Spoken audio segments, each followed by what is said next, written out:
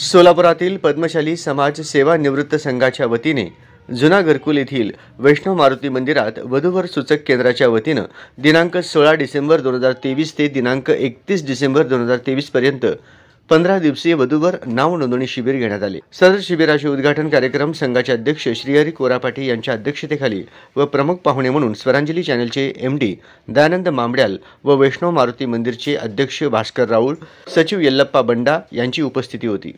श्री वैष्णव मारुतींची पूजन करून पुष्पहार अर्पण करण्यात आले। यावेळी नारळही वाढवून दीप प्रज्वलनाने उद्घाटन करण्यात आले।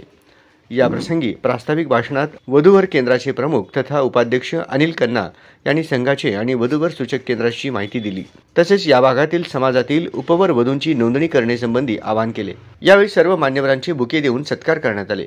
मार्गदर्शनपर भाषणात स्वरांजली चॅनलचे एमडी दयानंद मामड्याल यांनी सेवानिवृत्त संघाचे कामाचे कौतुक करून समाधान व्यक्त केले।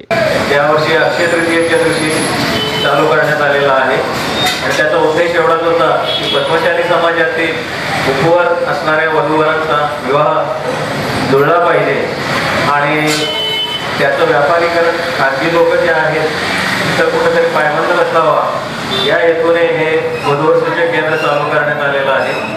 आणि आणखी ज्या वेळेपासून चालू करण्यात आलेला आहे तेव्हापासून 100 जणांनी नोंदणी केली होती आणि या नोंदणीमध्ये जवळपास 17 मुलींची नोंद झालेली आहे आणि 83 मुलांची नोंद आहे।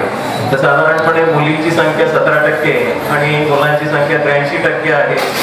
तर या ठिकाणी ज्या मुलींनी नोंद केलेली आहे त्या मुलींचं शिक्षण BE झालेले आहेत, काही MBA झालेले, MSc झालेले आहेत, BCom झालेले आहेत आणि त्याच्या विपरीत मुलांनी जी नोंद केलेली आहे त्यामध्ये सुशिक्षित मुलं तर आहेतच, शिवाय 9वी, 10वी, 12वी कमी शिकलेले मुलं सुद्धा नोंदणी केलेली आहे।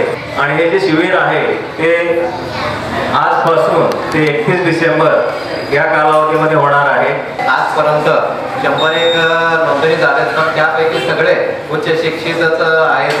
तर स्लम भागात घरकुल सारख्या भागातील नोंदणी कमी आहे, त्यासाठी प्रत्येक विविध भागात त्यांनी आजपासून तर विविध म्हणजे 15 दिवस महिना असं उपक्रम राबवून नोंदणीसाठी त्यांनी उपक्रम राबवलेला आहे।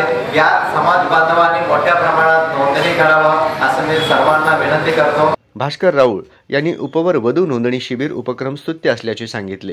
तसेच घरकुल भागातील जास्तीत जास्त नोंदणी करावे असे आवाहन केले।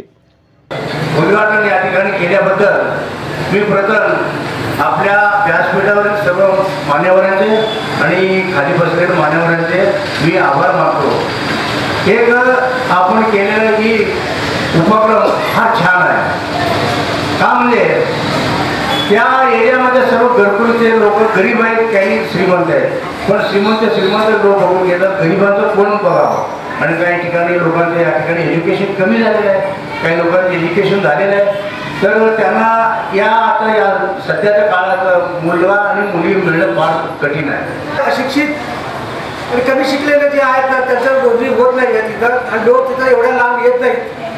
म्हणून ज्या उद्देशानं ज्या घरकुलमध्ये आणि घरकुलमध्ये बरेच गरीब आणि पटकन कमी शिकलेले, जास्त शिकलेले सुद्धा मुलं आहेत, त्यांनी स्वतःहून नोंदणी करावं आणि या उद्देशाने या इथं आम्ही कार्यक्रम आयोजित केलेला आहे। या वधूवर सूचक मंडळाच्या वतीने आभार मानतो। तसेच या ठिकाणी संघाचे सहसचिव सुरत बळदेपूर सर आणि त्यानंतर माझे खजिनदार सुरेश भेटली सर आणि तसेच सौ कन्ना मॅडम आणि सर्व नागरिक या भागातील नागरिक उपस्थित आहेत, त्याबद्दल सर्वांचे मी पद्मशाली समाज सेवक संघाच्या वतीने आभार मानतो। या कार्यक्रमात सचिव यशवंत इंदापुरे, कार्यकारी सदस्य श्रीनिवास वल्लाकाटी, अनिल जन्यारम, अविनाश संगा तसेच या भागातील बहुसंख्य नागरिक उपस्थित होते।